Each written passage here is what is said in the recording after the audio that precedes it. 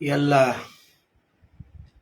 ಶರಣೆಯರಿಗೆ ನಮಸ್ಕಾರಗಳು. ಒಳ್ಳೆಯ ಶರಣೆಯರಿಗೆ ಕೋಟಿ ಕೋಟಿ ಸಾಷ್ಟಾಂಗ ನಮಸ್ಕಾರಗಳು.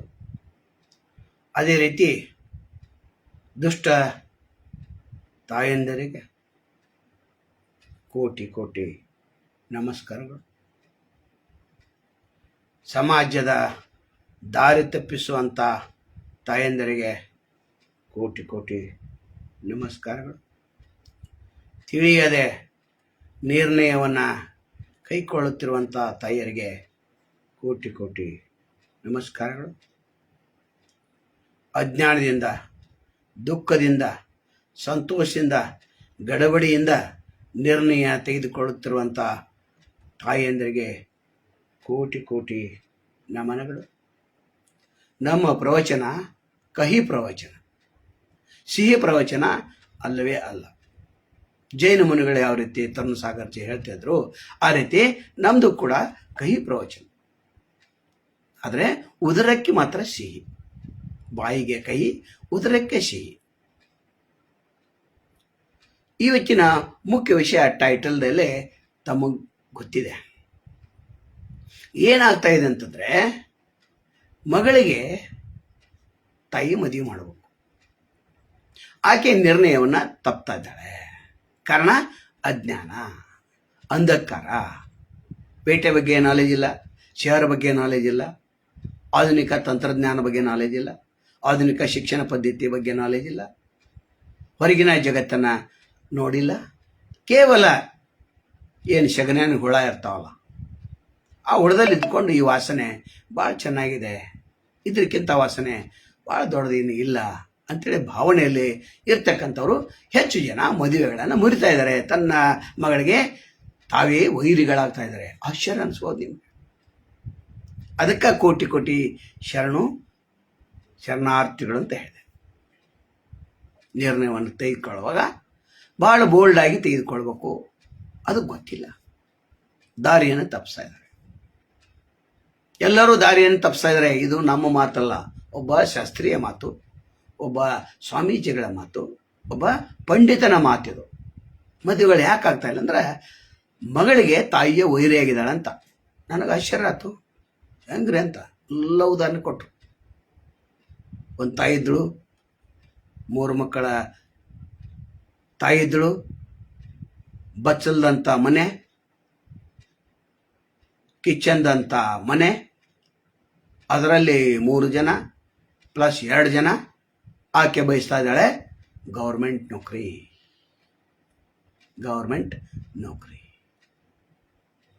ಹಾಗಾದರೆ ಮದುವೆಗಳು ಹೇಗಾಗಬೇಕು?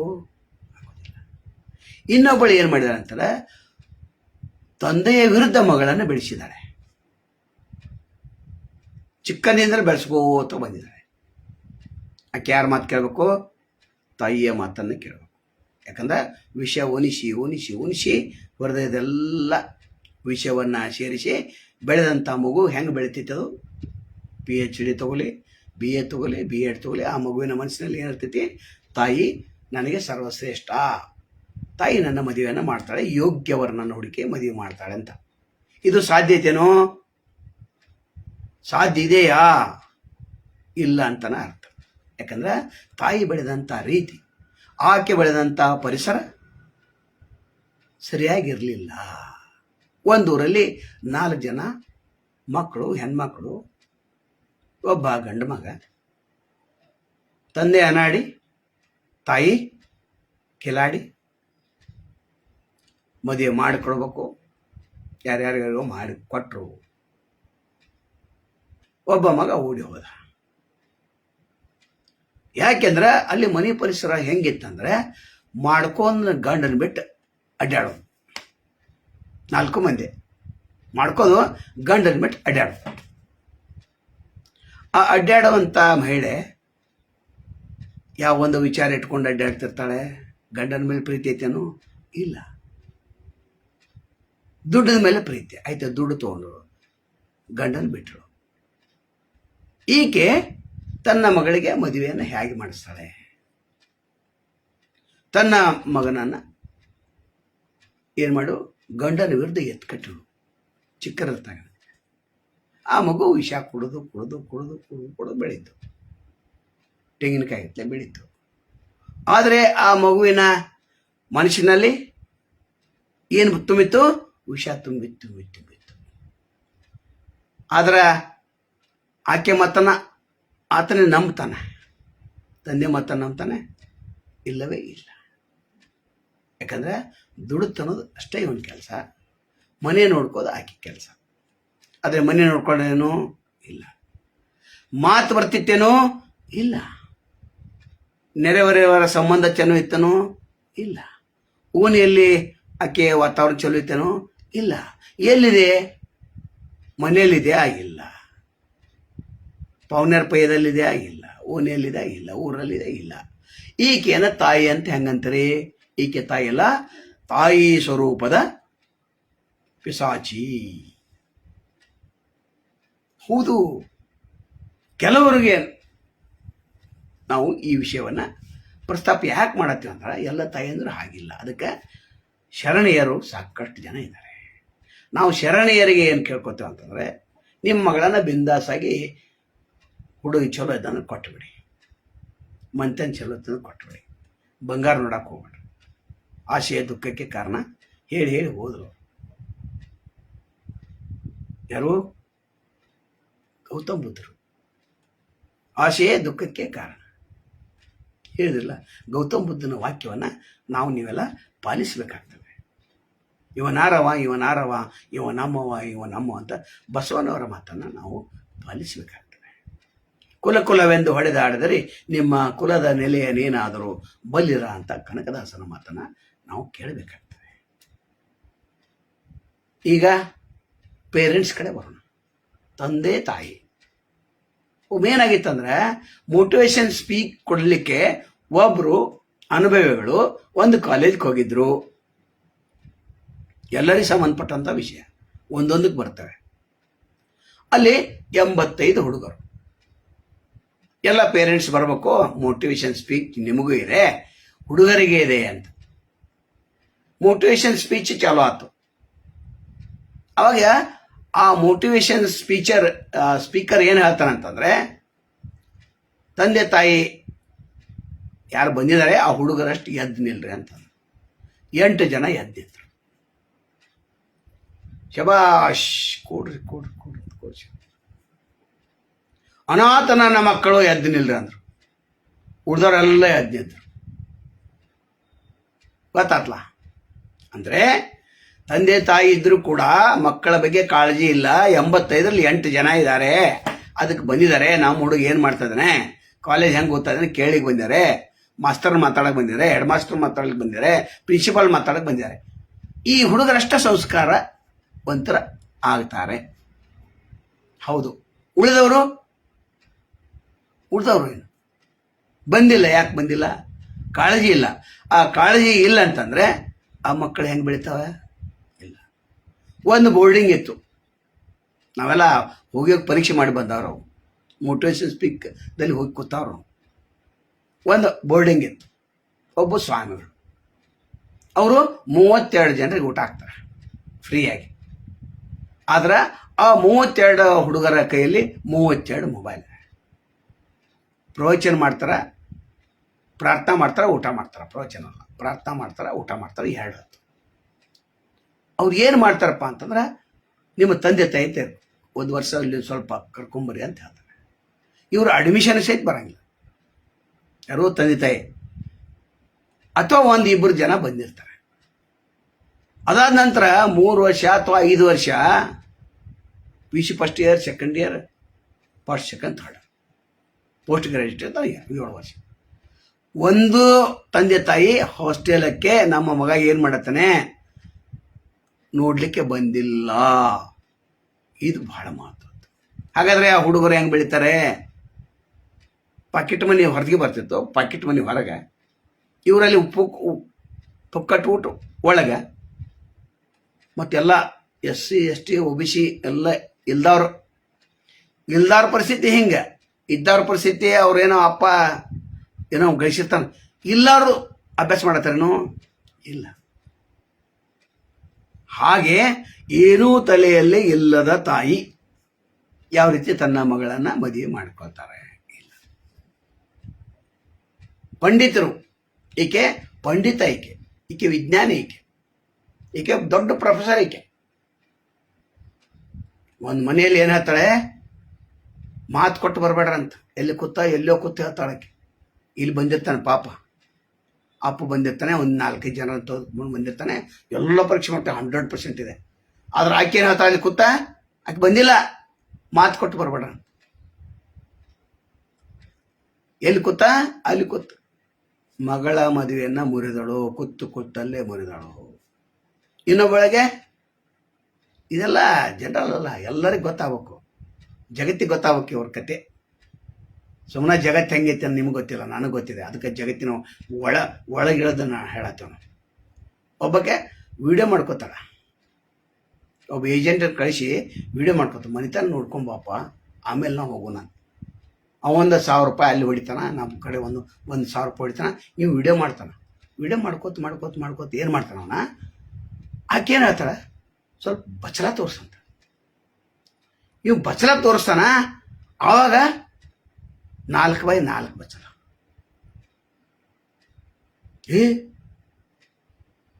ಅವ ಆನ್ ಇಟ್ಟಿರ್ತಾನೆ, ಸ್ಪೀಕರ್ ಆನ್ ಇಟ್ಟಿರ್ತಾನೆ.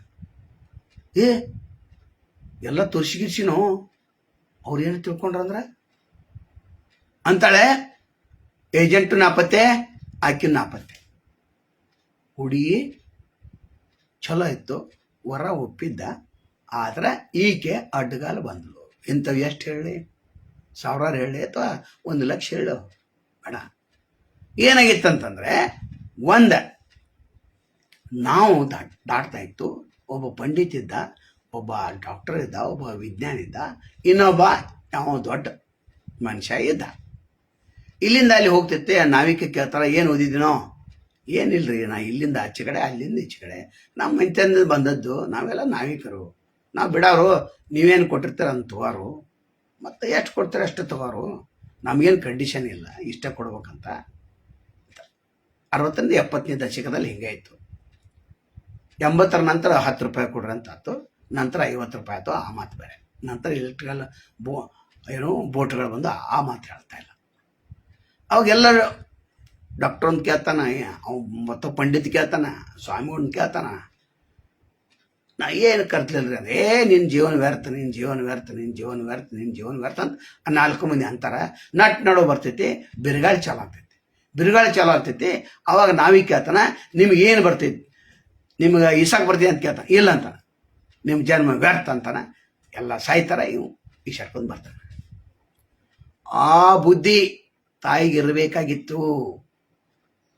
ನಿರ್ಣಯವನ್ನು ಪಟ್ನ ತೆಗೆದುಕೊಳ್ಬೇಕಾಗಿತ್ತು. ನನಗೇನು ಗೊತ್ತಿಲ್ಲಪ್ಪ, ನೀವೇನು ಮಾಡ್ತಾರೆ ಮಾಡ್ರಿ, ದಂಡಿಸಿರ್ಬೇಕಾಗಿತ್ತು. ನೀವೇನು ಮಾಡ್ತಾರೆ ಮಾಡಿ, ಮುಗಿತಿತ್ತು. ಈ ದಡದಿಂದ ಆ ದಡಿಗೆ ಹೋಗ್ತಿತ್ತು. ಆಗಲಿಲ್ಲ. ಏನು ಹಠಮಾರೆ ಹೆಣ್ಣುಗಳು, ವಧುಗಳು ಅಂದ್ರೆ ಅಥವಾ ಹೆಣ್ಣಿಗೆ ಹಠ ಇರಬಾರ್ದು, ಗಂಡಿಗೆ ಚಟ ಇರಬಾರ್ದು. ಮಗ ಇದ್ದ ಚಟ್ಟ ಇರ್ತಾನೆ. ಇದು ವಾಸ್ತವ ಸತ್ಯ.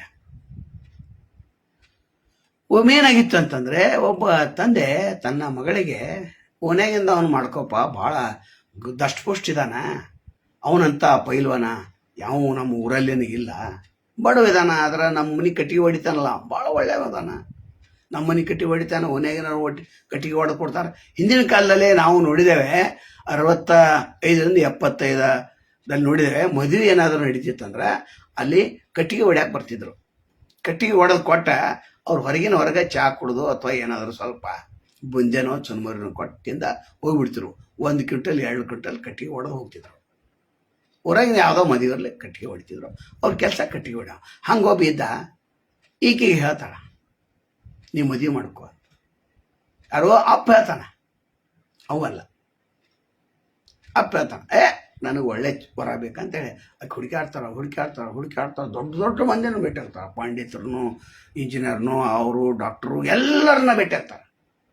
ನೀ ಗೆಡ್ಡಿದಿ, ನೀ ಉದ್ದಿದಿ, ನಿನ್ನ ಕಣ್ಣು ಹಂಗೈತಿ, ನಿನ್ನ ಹೇರ್ ಸ್ಟೈಲ್ ಹಿಂಗೈತಿ, ನಿನ್ನ ಬಣ್ಣ ಹಂಗೈತಿ, ನಿನ್ನ ಮೂಗು ಹಿಂಗೈತಿ, ನಿನ್ನ ಕಿವಿ ಉದ್ದೈತಿ, ನಿನ್ನ ಕೈ ಗಿಡ್ಡದವ, ಏನೋ ಎಲ್ಲ ಹೇಳಿ ಹೇಳಿ ಎಲ್ಲ ರಿಜೆಕ್ಟ್ ಮಾಡ್ತಾರೆ. ರಿಜೆಕ್ಟ್ ಮಾಡಿದ ನಂತರ 35 ವರ್ಷ ಆಗಿರ್ತೈತೆ. ಆವಾಗ ಆಕೆ ಜ್ಞಾನೋದಯ ಆಗ್ತೈತೆ. ಆವಾಗ ಜ್ಞಾನೋದಯ ಆಗ್ತೈತೆ. ಎಲ್ಲ ಮುಗಿದ್ಮೇಲೆ ಜ್ಞಾನೋದಯ ಆಗ್ತೈತೆ ಹುಡುಗರಿಗೆ. ನಮ್ಗೆ ಗೊತ್ತಿದೆ. 10 ವರ್ಷ ಚೈನ್ ಹೊಡೆಯೋದು ನಂತರ ಜ್ಞಾನೋದಯ ಆಗ್ತೈತೆ ನಿಮಗೆ. ನೀವು ಸ್ವತಂತ್ರವಾದ ನಿರ್ಣಯವನ್ನು ತೆಗೆದುಕೊಳ್ಬೇಕಾಯ್ತು. ನೀವು ತೆಗೆದುಕೊಳ್ತಲ್ಲ, ಯಾಕಂದ್ರೆ ನಿಮಗೆ ಚೈನಿ ಬೇಕಾಗಿತ್ತು. ಮಾಡ್ರಿ, ಬೇಡ. ನಿಮ್ಮ ಕಾಲಿಗೆ ಒಂದು ನಮಸ್ಕಾರ ನಮ್ದು. ಅವಾಗ ಲಾಸ್ಟಿಗೆ ಹುಡ್ಕೋತ ಹೋಗ್ತಾಳ. ತಂದೆ ನಾನು ಸಾಕಾಯ್ತು, ಕಟ್ಟಿಗೆ ಹೊಡ್ಯಾವ, ನಾ ಮದುವೆ ಮಾಡ್ಕೋತೇನೆ ಅಂತಾಳೆ. ಅವ ಕಟ್ಟಿಗೆ ಕಡೆ ಅವ್ನು ನೀನ ಹೋಗುವ, ನಾ ಏನು ನಡುವು ಮಾತಾಡಂಗಿಲ್ಲ, ನೀನ ಹೋಗುವ. ಅಲ್ಲಿ ಹೋದ ನಂತರ ಏನಾಗ್ತೈತಿ, ಅವ್ನು 2 ಮಕ್ಕಳಾಗಿರ್ತವೆ. ನಾನು ಮಾಡ್ಕೊ ಅಂತಾಳೆ. ಎಲ್ಲಿ ಹುಚ್ಚಿದೆ ನೀನು? ಎರಡು ಮಕ್ಕಳ ತಂದೆ ನಾನೀಗ. ನೀ ಎಲ್ಲಿದೆ? ಯಾವ ದುನಿಯಾದಾಗಿದ್ದೇನೆ? ನೀ ದಷ್ಟಪುಷ್ಟ ಇದ್ದಿಲ್ಲ. ದಷ್ಟಪುಷ್ಟ ಇದ್ದೇವಾ? ಆವಾಗ ಬಂದಿರೋ ಮಾಡ್ಕೋತಿದ್ದಿಲ್ಲ. ನಿಮ್ಮ ತಂದೆ ಹೇಳಿ ಕಳಿಸಿದ್ದ, ನನಗೂ ಹೇಳಿ ಕಳಿಸಿದ್ದಲ್ಲ, ನಮ್ಮ ಮಗಳು ಬರ್ತಾರಪ್ಪ, ಹ್ಞೂ ಅಂದ್ಬೇಡ ಅಂತ. ಮಾಡಲಿಲ್ಲ. ವಧುವಿನ ಸ್ಥಿತಿ ಹೀಗಾದ್ರೆ ಈ ತಾಯಿ ಸ್ಥಿತಿ ಗಂಭೀರ, ಮಹಾಗಂಭೀರ. ಸಮಾಜವನ್ನ ಗಂಭೀರ ಸ್ಥಿತಿಯಲ್ಲಿ ತಂದು ನಿಲ್ಲಿಸಿದ್ದಾರೆ. ತಂದೆ ಕೈಯಲ್ಲಿ ಏನು ಇಲ್ಲಿಗೆ ಪೇಟ್ಯಾಗ ನೋಡ್ತಿರ್ತೇವ ನಾವು. ಹೆಣ್ಮಗಳ ಮುಂದೆ ಹೋಗ್ತಿರ್ತಾಳ, ಕೈಯಾಗ ಬಂಗಾರ, ಇಲ್ಲಿ ತಾಳೆ ಬಂಗಾರ, ಎಲ್ಲ ಬಂಗಾರ. ಇವೊಬ್ಬ ಪಿಶಿ ಹಿಡ್ಕೊಂಡು ಹಿಂಗೆ ಹೋಗ್ತಿರ್ತಾನ. ಇವನು ಕೈಯಾಗ ಬಂಗಾರ ಇಲ್ಲ, ಉಂಗುರು ಇಲ್ಲ, ಏನಿಲ್ಲ. ಇನ್ಶರ್ಟ್ ಮಾಡ್ತಾ ಮಾತಾಡ್ತಾನ. ಅದಕ್ಕೆ ಬೆಲ್ಟ್ ಮಾತ್ರ ಇರಂಗಿಲ್ಲ ಅವನು. ಹಿಂಗೆ ನಡೀತಾರಲ್ಲ, ಚಕ್ಕ ಟೈಪ್ ಅದೇ ನಡೀತೈತೆ. ಸಾವಿರಾರು ಉದಾಹರಣೆ ನಾವು ನೋಡಿದೆ. ಹಾಗಾದ್ರೆ ಆ ತಾಯಿ ಗಂಡನನ್ನು ಯಾವ ರೀತಿ ನಡೆಸ್ಕೊಂಡಿರ್ಬೇಕು, ಮನೆಯಲ್ಲಿ ಯಾವ ರೀತಿ ಇದ್ದಿರ್ಬೇಕು. ಎಲ್ಲ ತಾಯಂದ್ರಿಗೆಲ್ಲ ಕಳ್ಳ ಹೆಗಲು ಮುಟ್ಟಿ ನೋಡ್ಕೋತಾನ. ಅವ್ರು ನೋಡ್ಕೊಳ್ಳಿ. ಪಾಲಕರು ಬಹಳ ಎಚ್ಚರಿಕೆಯಿಂದ ಕೆಲಸವನ್ನ ಮಾಡಬೇಕಾಗ್ತದೆ. ಹಿಂದಿನ ಕಾಲದಲ್ಲಿ ಏನಿತ್ತು, ನಡಿಗೆಯಿಂದ ಹೋಗ್ತಿರು. ಅಟ್ಟ ಅರ್ಧ ಕಿಲೋಮೀಟ್ರ್, 1 ಕಿಲೋಮೀಟ್ರ್, 3 ಕಿಲೋಮೀಟ್ರ್ ಒಳಗೆ ನನಗೆ ಸಂಬಂಧಗಳು ಬೆಳೀತಿದ್ವು. ನಂತರ 3 ಕಿಲೋಮೀಟ್ರ್ ಹೋಗಿ 6 ಕಿಲೋಮೀಟ್ರ್ ಆತ. ಯಾವಾಗ ಚಕ್ಕಡಿ ಗಾಡಿ ಬಂತು, ಅಷ್ಟ 6 ಕಿಲೋಮೀಟ್ರ್ ಒಳಗೆ ಹೊರಪ. ಚಕ್ಕಡಿ ಗಾಡಿ ಎಲ್ಲಿ ಹೋಗಿ ನಿಲ್ತೈತಿ, ಅಲ್ಲಿ ನಮಗೆ ಸ್ಟಾಪ್ ಆಯಿತು. 6ರಿಂದ 60ಕ್ಕೆ ಹೋತು. ಟ್ಯಾಕ್ಟರ್ ಬಂತು 60 ಅಲ್ಲ 30ಕ್ಕೆ ಹೋಗೋಣ. ಟ್ಯಾಕ್ಟರ್ ಬಂತು, ಎಲ್ಲಿ ಹೋಗಿ ಟ್ಯಾಕ್ಟರ್ ನಿಲ್ತೈತೆ ಅಲ್ಲಿ ಮದುವೆಪ್ಪ. ಅಟ್ಟ ಸಂಬಂಧ ನಮಗೇನು ದೊಡ್ಡದು, ಭಾಳ ದೂರ. ಅದಾದ ನಂತರ ಕಾರ್ ಗಾಡಿ ಬಂತು. ಕಾರ್ ಗಾಡಿ ಬಂದು ಏನಾಯ್ತು, ಮದುವೆ ಎಲ್ಲಿ ಕಾರ್ ಗಾಡಿ ಹೋಗ್ತೈತೆ ಅಲ್ಲಿ ಮದುವೆ. 50ಕ್ಕೆ ಹೋಗಲಿ, 60ಕ್ಕೆ ಹೋಗಲಿ, 500ಕ್ಕೆ ಹೋಗಲಿ, 600ಕ್ಕೆ 700ಕ್ಕೆ ಹೋಗಲಿ ಅಲ್ಲಿ. ಅದಕ್ಕಿಂತ ನಡುವ ಬಸ್ ಬಂತು. ಬಸ್ ಎಲ್ಲಿ ನಿಲ್ತೈತೆ ಅಲ್ಲಿಪ್ಪ, ಎಲ್ಲಿ ವಸ್ತು ನಿಲ್ತೈತೆ ಅಲ್ಲಿ. ಒಂದು 60, 70, 80 ಕಿಲೋಮೀಟ್ರ್ ಹೇಳಿ ಅಲ್ಲಿ. ಆದ್ರೆ ಹೋಗುವಂಥ ಪದ್ಧತಿ ಏನಿತ್ತು, ಹೋಗ್ತಿದ್ರು, ಮದುವೆ ಮುಗಿಸ್ಕೊಂಡು ಬರ್ತಿದ್ರು. ಹಾಗೇ ಬರಗೈಯಿಂದ ಬಂದಿಲ್ಲ. ಬರಗೈಯಿಂದ ಯಾರೂ ಬಂದಿಲ್ಲ. 1000 ಸುಳ್ಳು ಹೇಳಿ ಮದುವೆ ಮಾಡಿಲ್ಲ. ನಾವು ಹೇಳತ್ತೇವೆ 1000 ಸುಳ್ಳು ಹೇಳಿ ಒಂದು ಮದುವೆ ಮಾಡಿಲ್ಲ.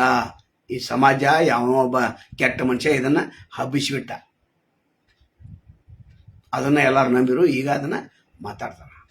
ಇಲ್ಲ ತಾಯಿಂದರೆ ನಿಮಗೇನು ಕೇಳ್ಕೋದಂತಂದರೆ, ನಿಮ್ಮ ಮಗಳು ಯಾರು ಇಷ್ಟಪಟ್ಟಿದಾರೋ ಅವ್ರನ್ನ ಕೊಟ್ಟುಬಿಡಿ. ಒಳ್ಳೆಯದು. ನೀವು ನಡುವೆ ಕಿತಾಪತಿ ಮಾಡಕ್ಕೆ ಹೋಗ್ಬೇಡ್ರಿ. ಇಷ್ಟು 2 ಮಾಡಿರಿ ಅಂದ್ರೆ ನೀವು ಸಮಾಜಕ್ಕೆ ಮಾಡಿದಂಥ ದೊಡ್ಡ ಉಪಕಾರ. ನೀವು ಈ ಭೂಮಿ ಮೇಲೆ ಬಂದದಕ್ಕೆ ದೊಡ್ಡ ಸಾರ್ಥಕ. ಹೌದು, ಸಾರ್ಥಕ ಜೀವನ ಬೇಕಲ್ಲ. ಮನ್ಯಾಗ ಗಂಡನಿಗೊಂದು ಮಾತು ಮಾತಾಡೋದು, ಅಲ್ಲೇ ಮಗಳಿಗೊಂದು ಮಾತಾಡೋದು, ಮಗನಿಗೊಂದು ಮಾತಾಡೋದು, ತವ್ರ ಮನ್ಯಾಗ ಹೋಗಿ ಅಡ್ಡಾಡೋದು, ಬೀದಿ ಅಡ್ಡಾಡೋದು, ಇಲ್ಲಿ ಬಂದು ಹೇಳೋದು ನಾ ಪ್ರವಚನಕ್ಕೆ ಹೋಗಿನಂತ. ಆಧಾರ ಯಾರಿಗೆ ಆಧಾರ ಆತದು? ಸರ್ಕಾರಕ್ಕೆ ಆಧಾರ್ ಕಾರ್ಡ್ ಆಯ್ತು, ಬಸ್ನವಾಗ ಆಧಾರ್ ಕಾರ್ಡ್ ಆಯ್ತು. ನೀವು ಮನೆಗೆ ಆಧಾರ ಆದ್ರೇನು ಇಲ್ಲ. ಆಧಾರ ಅಂದ್ರೇನು, ನೀವು ಮನೆಗೆ ಆಧಾರ ಇರಂತ ಆಧಾರ್ ಕಾರ್ಡ್ ಅದು. ನೀವು ಆಧಾರ ಆದ್ರೇನು ಇಲ್ಲ. ಇದನ್ನು ಯಾಕೆ ಹೇಳ್ತೇವೆ ಅಂತಂದ್ರೆ, ಒಬ್ಬ ಶಾಸ್ತ್ರಿಗಳು ಹೋಗಿ ಕೂತಾಗ 1 ತಾಸು ಕೂತಾಗ ಇದನ್ನ ಹೇಳಿದ್ರು. ಆಯ್ತಪ್ಪ ಇವ್ರು ಸುಳ್ಳು ಹೇಳತ್ತಾರಂತೇಳಿ ಮತ್ತೊಂದು ಕಡೆ ಹೋದೆ, ಸ್ವಾಮೀಜಿ ಕಡೆ ಹೋದೆ. ಅವರು ಇದನ್ನು ಹೇಳಿದ್ರು. ಅರೆ ಮತ್ತೊಂದು ಕಡೆ ಹೋದೆ, ಅವರು ಏನು ಹೇಳಿದ್ರು ಅಂದ್ರೆ, ಒಮ್ಮೆ ನಾವು ವಧುವರ ಸಮ್ಮೇಳನ ನಡೆಸಿದ್ರಿ, ನಂತರ ವೇದಿಕೆ ಮೇಲೆ ಎಲ್ಲರೂ ಕರೆದ್ರಿ, ಒಬ್ಬೊಬ್ಬೊಬ್ಬ ಪರಿಚಯ ಮಾಡಕತ್ರಿ. ಅಲ್ಲಿ ಕೂಡಿದ್ರು 250ಗಿಂತ ಹೆಚ್ಚು ಹುಡುಗರು, ಹುಡುಗಿಯರು 3 ಬಂದಿದ್ರು. ಇವ್ರನ್ನೆಲ್ಲ ನೋಡಿ ಓಡಿ ಹೋದರು. ನಾವೆಲ್ಲ ಮುಗಿಸ್ಕೊಂಡು ಬರ್ತೀವಿ ಅಂತ ಬರೀ ತಂದೆ ತಾಯಿ ಬಂದು ಕೂತಿದ್ರು. ಹಳ್ಳಿ ವಾತಾವರಣ. ಕೆಳಗೆ ಹೋಗಿ ಉಪ್ಪಿಟ್ಟು ಬಡಿದ್ರು. ಮಧ್ಯಾಹ್ನ ಅವ್ರಿಗೆ ಗೊತ್ತಿತ್ತು, ಅನೌನ್ಸ್ ಮಾಡಿದರು, ನಿಮಗೆಲ್ಲ ಊಟ ಕೊಡ್ತಂತೆ. 2 ಗಂಟೆಗೆ ಊಟ ಆಯ್ತು. ಆ 2 ಗಂಟೆವರೆಗೆ ಅವ್ರು ಹೇಳ್ತಾ ಇದ್ರು ಹುಡುಗಿಯರು ವೇದಿಕೆ ಮೇಲೆ ಬರ್ಬೇಕಂತೇಳಿ. ಒಂದೇ ಒಂದು ಹುಡುಗಿ ಬರಲಿಲ್ಲ. ಅದರ ಒಮ್ಮೆ ತಂದೆ ಬರ್ತಿದ್ದ, ತಾಯನ ಕಾಲೇ ಕೂತಿದ್ದ. ನೀವು ಮಾತಾಡ್ತಿದ್ದ, ಏನು ಸುಮ್ಮನೆ ಮಾತಾಡ್ತಿದ್ದ. ಈಗ ನಿರ್ಣಯ ತೆಗೆದುಕೊಳಗೆ ಇಲ್ಲೇ ಹಿಂಗೆ ಕೂತಿದ್ದು. ನಾವು ಕೂತಿದ್ದು ಕಣ್ಮುಂದೆ ನೋಡಾತಿದ್ದು. ಎಲ್ಲ ಚಿತ್ರಣ, ಎಂಥ ಚಿತ್ರಣ. ನಾ ಬಿಡಿಸಿ ಹೇಳಕತ್ತೆ ನಕ್ ನಿಮ್ಮ ಹೊಟ್ಟಿ ಕಾರ್ಕೋತೀರಿ ನೀವು, ಹಾರ್ಟ್ ಅಟ್ಯಾಕ್ ಸಾಯ್ತೀರಿ ನೀವು. ಅಂಥ ನಗು ಈ ಪ್ರವಚನದಲ್ಲಿ ಇದೆ. ಮಾಡಂಗಿಲ್ಲ ನಾವು, ಗಂಭೀರವಾದಂಥ ವಿಷಯ ಇದೆ, ನಗೋದಿರಂಗಿಲ್ಲ. ಅವಾಗ ಅಲ್ಲಿ ಒಬ್ಬ ಹುಡುಗ ಬರ್ತಾನೆ. ನನಗೆ 35 ಎಕರೆ ಹೊಲ ಇದೆ, 2 ಟ್ರ್ಯಾಕ್ಟರ್ ಅದಾವ. ನಾನು ಯಾರು ಮದುವೆ ಮಾಡ್ಕೋತಾರಲ್ಲ ಇದೇ ಕ್ಷಣ ಅವ್ರ ಹೆಸರು ಮೇಲೆ ಬರೀತೇನೆ, ಬಾಳೆ ಅವರೇ ಬನ್ನಿ ಅಂತ. ವೇದಿಕೆ ಮೇಲೆ ಕರೆದ. ಬಾಳೆ ಆ ಭಾಗದ ಲೀಡರ್. ಬಾಳೆ ಒಂದು ಹೌದು, ಯಾರೂ ಬರಲಿಲ್ಲ. ಸಂಜೆ 5 ಗಂಟೆ ಆಯ್ತು. ಎಲ್ಲ ಗುಡ್ಚಾಪಿ ಕಿತ್ಕೊಂಡು ಓಡಾದ್ರು. ಇದು ವಧುವರ ನಡೆಸೋರ ಪರಿಸ್ಥಿತಿ ಏನು? ಎಷ್ಟು ಖರ್ಚು ಮಾಡ್ತಾರೆ, ಪ್ರೊಜೆಕ್ಟ್ ಹಾಕಿರ್ತಾರೆ, ನೀವೇನು 200 ರೂಪಾಯಿ ಕೊಡ್ತೀರಿ ಫೀ. ಆದ್ರೆ 200 ರೂಪಾಯಿ ಎಲ್ಲಿ ಹೋಯ್ತು? ಉಪ್ಪಿಟ್ಟ ಪವೆ ತಿಂದ್ರಿ, ಚೋಡ ತಿಂದ್ರಿ, ಮೇಲೆ ಬಂದರೆ ಊಟ ಮಾಡಿರಿ, ಹೋದ್ರಿ. ಅಲ್ಲಿ ಅಡುಗೆ ಮಾಡೋರು, ವ್ಯವಸ್ಥೆ ಮಾಡೋರು, ವೇದಿಕೆ ಸೃಷ್ಟಿ ಮಾಡೋರು, ವೇದಿಕೆ ಕೊಡೋರು, ಸ್ವಾಮಿಗಳು ಕೊಟ್ಟಿದ್ರು ನಡೀತು. ಇಲ್ಲ ಆ ಬಾಡಿಗೆ ಕೊಟ್ಟು ನಡೆಸೋರ. ಎಷ್ಟೋ ವಧುವರ ಸಮ್ಮೇಳನ ನಡೆಸ್ತಾರಲ್ಲ, ಬಾಡಿಗೆ ಕೊಟ್ಟು ನಡೆಸ್ತಾರೆ ಪಾಪ. ಅವರು 50,000 ಬಾಡಿಗೆ ಇಡ್ತಾರೆ, 1 ಲಕ್ಷ ತನಕ ಬಾಡಿಗೆ ಇಡ್ತಾರೆ. ನೀವಂತೀರಿ ದೊಡ್ಡ ಪ್ರಾಫಿಟ್ ಆಯ್ತಂತ. ಇಲ್ಲ, ಅಲ್ಲೇ ಹಾಕಿರು. ಯಾಕಂದ್ರೆ ಸಮಾಜಕ್ಕೆ ಸೇವೆ ಮಾಡ್ಬೇಕಂತ.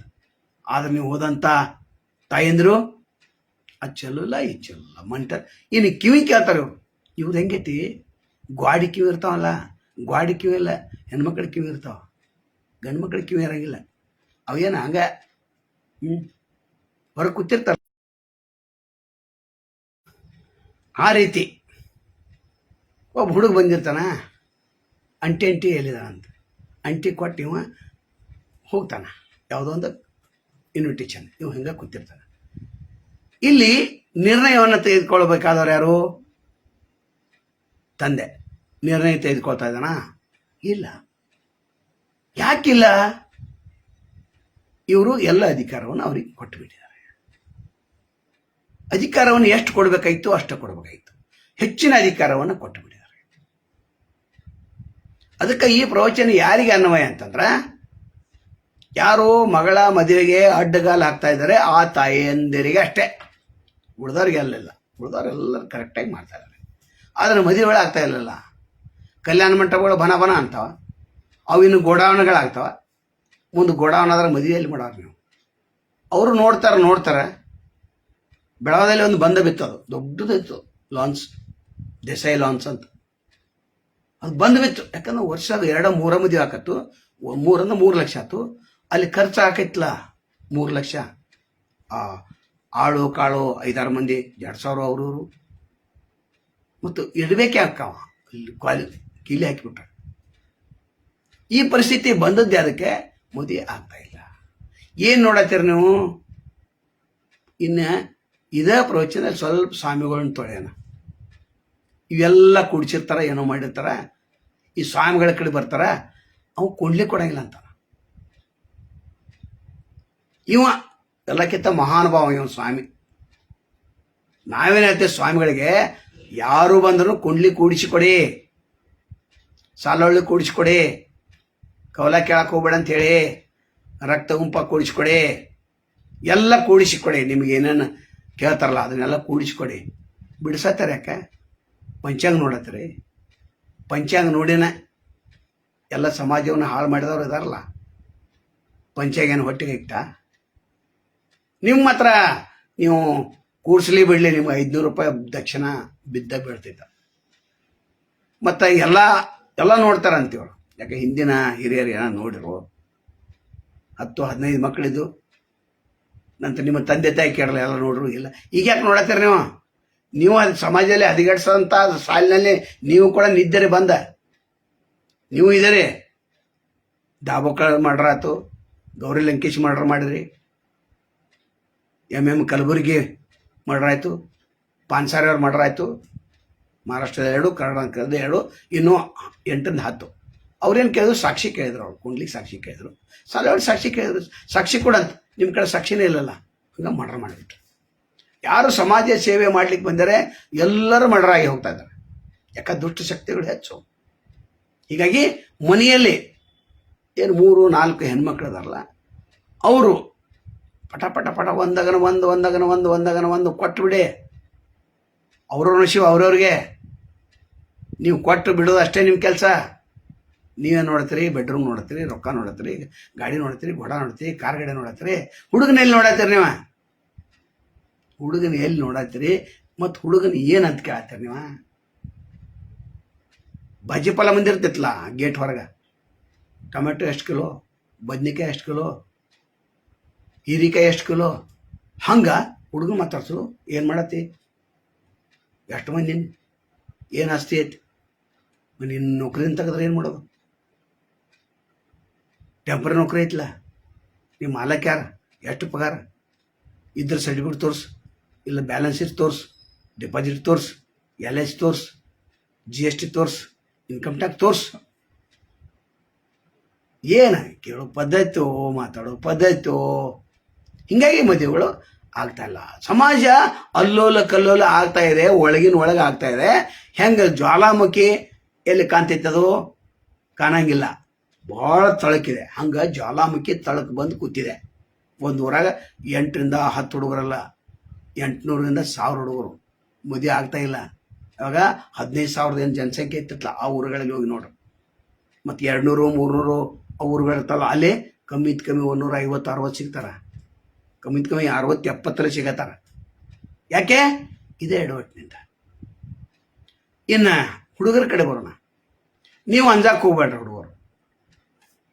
ಯಾಕೆ ಅಂಜಾಕ್ ಹೋಗ್ಬಿಡ್ರಿ? ಒಂದು ಕತೆ ಆತ. ಒಂದು ಬಾಕ್ಸೈಡ್ ಟ್ರಕ್ಗಳು ಇರ್ತಾವೆ. ಬಾಕ್ಸೈಡ್ ಟ್ರಕ್ಗಳು ಅಲ್ಯೂಮಿನಿಯಂ ತಯಾರು ಮಾಡ್ತಾರಲ್ಲ, ಇಂಡರ್ ಫ್ಯಾಕ್ಟ್ರಿಗೆ ಹೋಗಿ ನೋಡ್ರಲ್ಲ, ಅಲ್ಲಿ ಒಂದು ಬಾಕ್ಸೈಡ್ ಫುಲ್ ಒಂದು ಟ್ರಕ್ ಎಷ್ಟು ಅಲ್ಯೂಮಿನಿಯಂ ಹೊಂಟೈತಿ? ಇಷ್ಟ ಅಲ್ಯೂಮಿನಿಯಂ ಹೊಂಟೈತೆ. ಆದ್ರೆ ಬಾಕ್ಸೈಡ್ ಯಾವ ರೀತಿ ತಿರ್ಸ್ತಿರ್ತಾರೆ, ಯಾವ ರೀತಿ ಕೆಲಸ ಮಾಡ್ತಿರ್ತೈತೆ, ಯಾವ ರೀತಿ ಮಾಡ್ತಿರ್ತೈತೆ, ಹಂಗೆ ಹೆಣ್ಣು ನೋಡ್ಕೋತ ಹೋಗ್ರಿ. ಎಷ್ಟು ಬರ್ತೈತೆ ಹೋಗ್ಲಿ, ಆ ಪ್ರಕ್ರಿಯೆ ಇದೆ. ಕೈಯಾಗ ಲಾಸ್ಟಿಗೆ ನಿಮ್ಗೆ ಸಿಗ್ತೈತಿಲ್ಲೋ? ಕೈಯಾಗ ನಿಮಗೆ ಲಾಸ್ಟಿಗೆ ಏನು ಸಿಗ್ತೈತಿ? ಅಲ್ಯೂಮಿನಿಯಂ ಸಿಗ್ತೈತೋ ಇಲ್ಲೋ? ಅಲ್ಯೂಮಿನಿಯಂ ಕಾಣ್ತೈತಿಲ್ಲೋ? ಆ ಅಲ್ಯೂಮಿನಿಯಂ ಕೊನೆಯ ಕ್ಷಣದಲ್ಲಿ ಸಿಗ್ತೈತೆ ಅದು. ಹಂಗೆ ನಾವು 30 40 50 60 ನೋಡ್ಕೊತ ಹೋಗ್ರಿ. ಯಾಕೆ ಇಂಥ ತಾಯಿ ಎಂದಿರುವಾಗ ನೀವು ನೋಡ್ಕೊತ ಹೋಗೋದು. ಯಾಕೆ? ಆ ಒಂದು ಬಾಕ್ಸೈಡ್ ಏನೈತಲ್ಲ ಮಣ್ಣು, ಆ ಮಣ್ಣು ಪರಿಷ್ಕರಣೆ ಆಗ್ಬೇಕು, ಮಷಿನ್ದಾಗ ಹೋಗ್ಬೇಕು, ಅಲ್ಲಿ ಹೀಟ್ ಮಾಡಬೇಕು, ಡ್ರಮ್ದಾಗ ಹೋಗ್ಬೇಕು, ಅಲ್ಲಿಂದ ತೆಳ್ಳಗಾಗಬೇಕು, ಅಲ್ಲಿಂದ ಗಟ್ಟಿ ಪದಾರ್ಥ ಆಗ್ಬೇಕು, ಅಲ್ಲಿಂದ ಕಟ್ ಆಗ್ಬೇಕು, ಅಲ್ಲಿಂದ ಬಡಿಬೇಕು, ಅಲ್ಲಿಂದ ಭಾಂಡಿ ತಯಾರಾಗಬೇಕು, ಅಲ್ಯೂಮಿನಿಯಂ ಭಾಂಡಿ. ಅಷ್ಟು ಪ್ರೊಸೆಸ್ ಇದೆ. ಮದುವೆ ಅಂದ್ರೆ ಅಷ್ಟು ಸಾಮಾನ್ಯ ಇಲ್ಲ. ಅದಕ್ಕೆ ಹುಡುಗರು ಏನು ಅಂಜಕ್ಕೆ ಹೋಗ್ಬೇಡ್ರಿ. ನೋಡೋದು, ತಂದೆ ಕರಿತಾನ, ತಾಯಿ ಕರಿತಾನ, ಹೋಗೋದು ನೋಡೋದು, ಕೊಟ್ಟರೆ ಕೊಡ್ತಾರೆ, ಬಿಟ್ಟರೆ ಬಿಡ್ತಾರೆ. ಹೋಗ್ತಾ ಏನು ಮಾಡೋದು? ನಾ ಹೆಣ್ಣು ನೋಡೋಕ್ಕೂ ಅಂತಲ್ಲ, ನಾ ಲಾಂಗ್ ಟೂರ್ ಹೊಂಟಿದ್ದೇನೆ. ಲಾಂಗ್ ಟೂರ್ ಅಥವಾ ಲಾಂಗ್ ಡ್ರೈವ್, ಲಾಂಗ್ ಟೂರ್ ಅಲ್ಲ, ಲಾಂಗ್ ಡ್ರೈವ್. ತಿಳ್ಕೊರಿ, ನೀವು ಮಸ್ತ್ ಇರ್ತಾರೆ, ಆರಾಮಾಗ್ತೈತೆ. ನಾನು ಇಷ್ಟು ತೋರ್ಸು ಹೆಣ್ಣು ಕೊಡತ್ತಿಲ್ಲ ನೀವು ಮರ್ಗೋದು. ಅವರು ಅಲ್ಲೇ ಇನ್ನಷ್ಟು ಬರಲಿ, ಇನ್ನೂ ಚಲೋ ಬರಲಿ. ಏನು ಚಲೋ ಬರ್ತೈತೆ?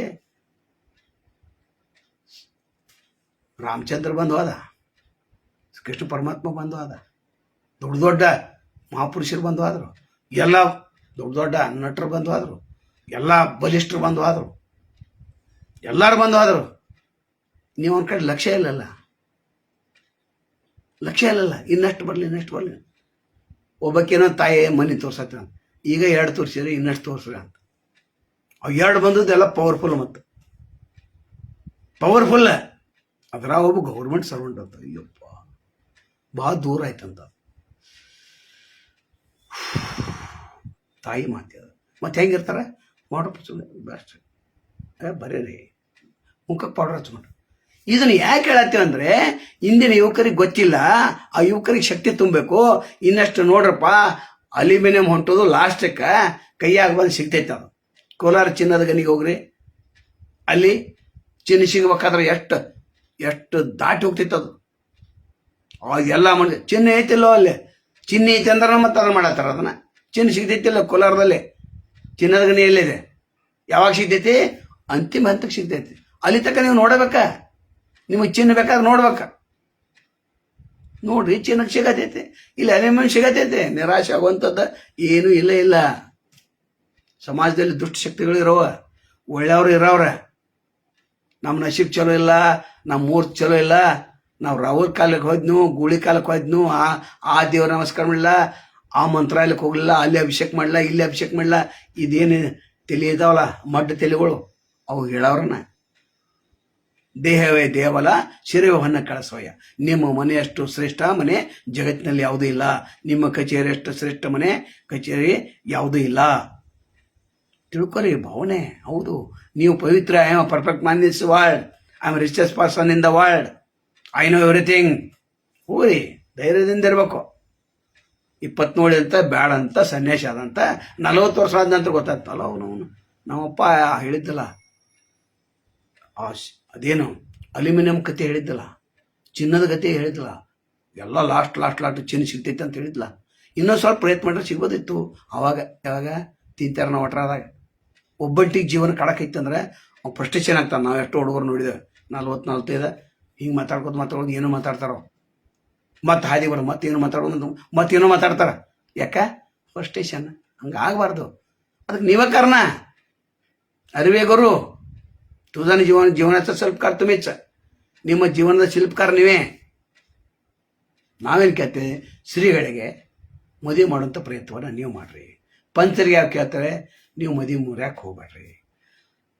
ಆ ಪಾಲಕರಿಗೆ ಏನು ಕೇಳ್ತೇವೆ?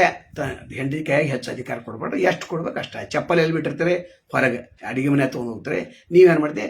ಅಡುಗೆ ಮನೆ ತೊಗೊಂಡು ಹೊಂಟಿದ್ರೆ ಅಲ್ಲಿ ವಾಸನೆ ಬರತೈತೆ. ನಿಮ್ಮ ವಾಸನೆಗೆ ನೀವೇ ಕಾರತೆ. ನೀವು ಕೂಡ ಸ್ವಲ್ಪ ಸುಧಾರಿಸ್ರಿ.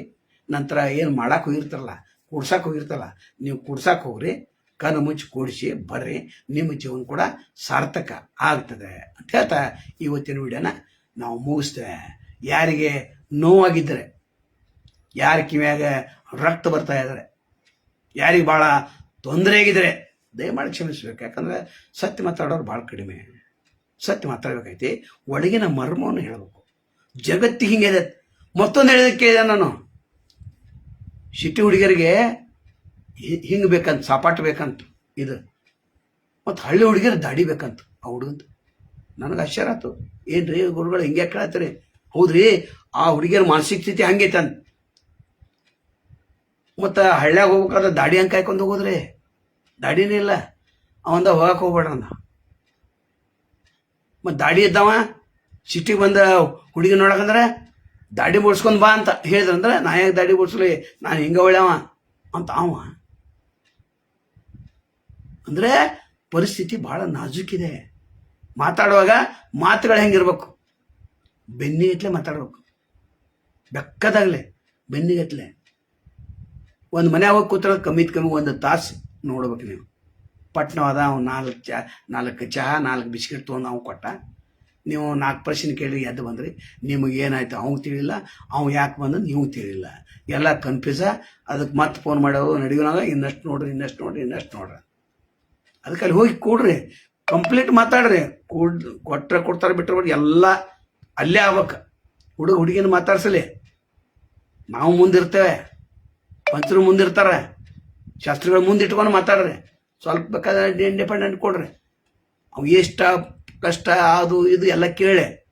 ಮದುವೆ ಆದ ನಂತರ ನಾನು ನೌಕರಿ ಮಾಡ್ತಂತ ಆಕೆ ಅಂತಾಳೆ. ಇವ ನೌಕರಿ ಬೇಡ ನೀನು ಮಾಡ್ಕೊಡ್ತೆ ಅಂತ ಇವ ಎಷ್ಟೋ ಮುರಿದು ಹೊಂಟಿದವ. ಏನು ಮಾಡ್ತೆ? ಹೆಣ್ಮಕ್ಳೇ ಮಾಡ್ಕೊ ಆಯ್ತು ಅಂತ ಹೇಳೋದು, ಮದುವೆ ಮಾಡ್ಕೋದು, ಇಲ್ಲಿ ಬಂದು ನೌಕರಿ ಹಿಡಿದು ಅವೇನು ಮಾಡವ. ಇದು ತಂತ್ರಗಾರಿಕೆ ಹೇಳಿಕೊಡ್ಬೇಕು ಮಕ್ಕಳಿಗೆ. ಹೇಳಕ್ಕೆ ಕೊಟ್ಟಿಲ್ಲ. ಯಾರೂ ಹೇಳ್ಕೊಟ್ಟಿಲ್ಲ. ಎಲ್ಲ ಬೇಸರಾಗಿದ್ದಾರೆ, ಎಲ್ಲರೂ ಸನ್ಯಾಸಿ ಆಗ್ಬೇಕಂತ ವಿಚಾರ ಮಾಡತ್ತಾರೆ. ಸನ್ಯಾಸಿ ಆಗ್ರಿ, ಇಲ್ಲಿ ಶರೀರ ಅಂಗಡಿಯಾಗ ಸನ್ಯಾಸಿ ಆಗೋದು, 90 ಕೂಡ ನಾಯಿ ಕುನ್ಯಾಗಿ ಬಂದು ಇಲ್ಲಿ ಜಗಳ ತೆಗೆದು ಮನ್ಯಾಗ ತಪ್ಪಲ್ಲ. ಅದು ತಪ್ಪನ್ನು ಮಾಡಬಾರ್ದು, ಹೌದಿಲ್ಲ? ಹೀಗಾಗಿ ಇವತ್ತಿನ ಪ್ರವಚನ ನಾವು ಮುಗಿಸ್ತೇವೆ. ಎಲ್ಲರಿಗೆ ಶರಣು. ನಾಳೆ ಮತ್ತೊಂದು ಕಠೋರವಾದಂಥ ಪ್ರವಚನದಿಂದ ಬರ್ತೇವೆ. ನಾವು ಅಲೆಮಾರಿ ಪ್ರವಚನ ಪ್ರಕಾರ ನಾವು ಮಠ ಇದ್ದರೆ ಹಿಂಗೆ ಹೇಳಕ್ಕೆ ಬರ್ಲಾತಿತ್ತು, ಯಾಕಂದ್ರೆ ಎಲ್ಲ ಮಠದಿಂದ ಓಡಿ ಹೋಗ್ತಿರೋ ನಾವು ಒಬ್ಬನ ಕುಣ್ಬೇಕಾಗ್ತಿತ್ತು. ನಮ್ಮ ಮಠ ಎಲ್ಲ ಹಿಂಗೆ ಹೇಳತ್ತೇವೆ. ಉತ್ತರ ಕುಂಡಿ ಬಿಡ್ಕ ಎದ್ರ ಹೆಗಲ ಮೇಲೆ ನಮ್ಮದು ಕಂಬಳಿ. ಆದ್ರೆ ಅವ್ರು ಹಂಗಿಲ್ಲಲ್ಲ, ಅಲ್ಲಿ ಕಂಬಳಿ ಅಟ್ಕಾಸಿರ್ತೈತೆ. ಈಗ ಗುರುಗಳು ಮುಂದ ಶಿಷ್ಯರ ಹಿಂದಿಂದಿಲ್ಲ, ಶಿಷ್ಯರ ಮುಂದ ಗುರುಗಳು ಹಿಂದಿಂದ ಅಂಥ ಪರಿಸ್ಥಿತಿ ಬಂದಿದೆ. ಅಂಥದ್ರಲ್ಲಿ ಈ ಜಂಜಾಟವನ್ನು ಹೇಳಬೇಕಾಯ್ತು. ಸಾರ್ವಜನಿಕರಿಗೆ ಸ್ವಲ್ಪ ಒಳಗಿನ ರಾಡಿಯ ಬಗ್ಗೆ ತಿಳಿಸ್ಬೇಕಾಯ್ತು. ಅದಕ್ಕೆ ಏನು ಮಾಡಿರಿ, ನೀರು ರಾಡಿ ಆಗಿರ್ತಿತ್ತಲ್ಲ, ಸ್ವಲ್ಪ ರಾಡಿ ಆಗೈತೆ. ಅದು ತಿಳುವು ಆಗೋ ತನಕ ಸ್ವಲ್ಪ ಕೂಡ್ರಿ, ಅಲ್ಲೇ ತಿಳುವು ಆದ್ಕೊಳ್ಳಿ ನನಗೆ ಬರ್ತೈತೆ. ಅದು ಗಡ್ಬಡ್ ಮಾಡಕ್ಕೆ ಹೋಗ್ಬೇಡ್ರಿ. ಹುಡುಗರು ತಿಳುಗಾಗ್ತೈತೆ, ತಣ್ಣಗಾಗ್ತೈತೆ, ಆವಾಗ ನೀರು ತಾನ ಕುಡಿತೀರಿ, ಇನ್ನೊಬ್ರಿಗೂ ನೀರು ಕೊಡಿಸ್ತಾರೆ. ಒಂದು ಮದುವೆಯಿಂದ ಸಾವಿರಾರು ಜನರ ಕಲ್ಯಾಣ ಆಗ್ತೈತಿ. ಅದೊಂದು ದೊಡ್ಡ ಪ್ರವಚನ ಇದೆ. ಶರಣಾರ್ಥಿಗಳು. ಯಾರಾದರೂ ನಾವು ತಪ್ಪು ಮಾತಾಡಿದ್ರೆ ದಯಮಾಡಿ ಕ್ಷಮಿಸಿ ಅಂತ ಹೇಳ್ತಾರೆ. ಯಾಕಂದ್ರೆ ಸತ್ಯ ಮಾತಾಡೋರಿಗೆ ಕಾಲಿಲ್ಲಿಗ, ಸತ್ಯ ಮಾತಾಡ್ರೆ ಏನಂತ ಎದಿಗೆ ಬಂದು ಎದಿಗೆ ಒದ್ದಂಗ, ಇದ್ದಕ್ಕಿದ್ದಂಗೆ ಹೇಳಿದ್ರೆ ಎದಿಗೆ ಬಂದು ಎದಿಗೆ ಒದ್ದಂಗ ಅಂತ. ನಾವೇನು ಎದಿಗೆ ಒದ್ದಿಲ್ಲ, ನಾವು ಇಲ್ಲಿ ಒದ್ದಿದ್ದೇವೆ. ಬುದ್ಧಿ ಸ್ವಲ್ಪ ತಿರ್ಸ್ರಿ ಅಂತ, ನೋಡೋ ದೃಷ್ಟಿಕೋನ ತಿರ್ಸ್ರಿ, ಮದುವೆಯನ್ನು ಮಾಡಿಸ್ರಿ, ಆರಾಮಾಗಿ ಇರ್ರಿ, ರಾತ್ರಿ ಚೆನ್ನಾಗಿ ನಿದ್ದೆ ಮಾಡಿರಿ. ನಮಸ್ಕಾರ.